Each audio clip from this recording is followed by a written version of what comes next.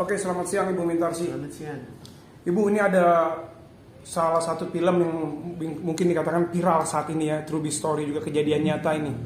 Di mana Ibu melihat dari pandangan psikiater atau psikolog pandangan Ibu, film yang terjadi judulnya adalah Ipar Adalah Maut. Ya. Bu, film ini menceritakan seorang adik yang berselingkuh dengan sang suami kakak. Nah, pandangan Ibu sebagai seorang psikiater bagaimana? Sebetulnya masalah selingkuh ini bukan hanya sekedar ipar, tapi kita tahu pembantu juga banyak selingkuh.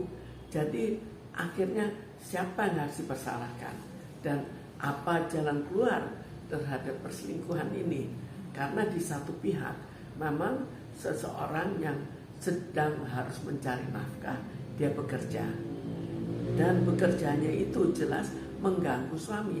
Tapi seandainya tidak bekerja, apakah mengganggu suami atau tidak? Apakah suami akan tetap bertahan untuk setia pada istri? Jadi ini semuanya suatu dilema yang ada hubungannya dengan kesulitan mencari uang pada saat sekarang.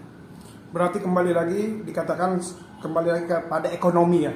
Ekonomi karena sang istri sibuk mencari uang sehingga sang suami yang mungkin bisa dikatakan berada di rumah, waktu ketemu bersama keluarganya berkurang. Seperti itu ke Bunda, bisa dikatakan seperti itu. Di sini ada masalah ekonomi juga, tapi ada masalah moral juga.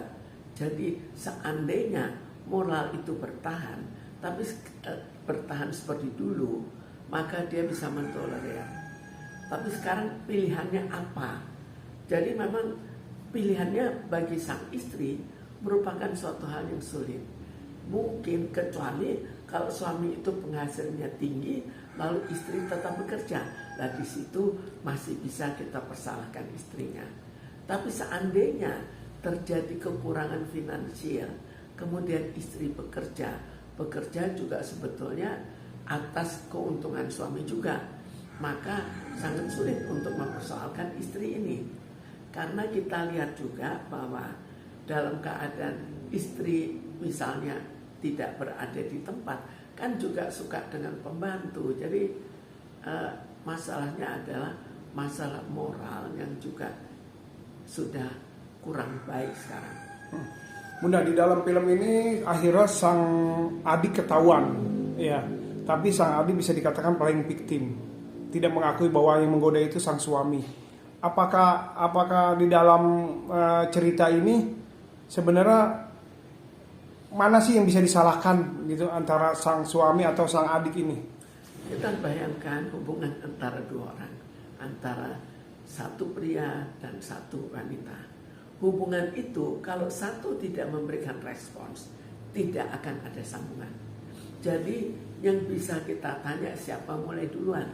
Tapi kalau mempersoalkan siapa yang salah dan sebetulnya menggoda, sebetulnya kedua-duanya memberikan respons. Kedua-duanya memberikan suatu respons sehingga akhirnya terjadilah suatu perselingkuhan. Oke Bunda, untuk mengatasi hal-hal yang sering terjadi seperti ini antara mungkin sang adik dengan sang kakak atau ipar atau suami dengan pembantu, ini apa yang harus dari pandangan Bunda ini untuk mengatasinya apa? Jadi seorang istri harus lebih sensitif terhadap perbuatan-perbuatan suami. Biasanya kalau seorang suami mempunyai seorang kekasih lain, maka dia akan seperti pada saat awal, pada saat mendekati calon istrinya. Di situ dia banyak pakai minyak wangi, mungkin dandanannya kita lihat biasa baju-baju yang dipakai biasa, sekarang dia pakai baju lebih bagus. Jadi yang prinsipnya lebih menarik bagi wanita. Lalu mungkin cara berdandannya akan juga berbeda, lebih rapi. Itu merupakan tanda-tanda ya, bukan suatu yang pasti. Tapi itu suatu tanda-tanda ada apa yang harus kita pikirkan kembali. Kemudian hubungan dengan istrinya mulai kurang harmonis. Itu juga harus jadi bahan pertimbangan untuk secara tidak langsung menilai ada apa. Itu suatu awal yang harus kita pertimbangkan, apakah ada hubungan kurang baik dengan orang lain. Untuk saran untuk sang istri harus seperti apa dari Bunda? Sebetulnya di sini kita kembali melihat kenapa istri itu bekerja. Apakah karena kekurangan? Kalau kekurangan finansial, siapa yang harus dipersalahkan? Apakah suami atau istrinya?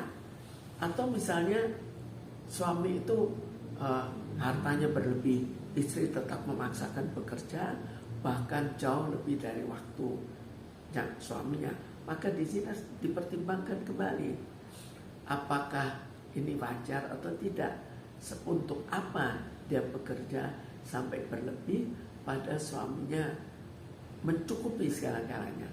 Jadi semua itu hal relatif yang harus kita ikuti secara satu kesatuan, jangan dari satu segi saja.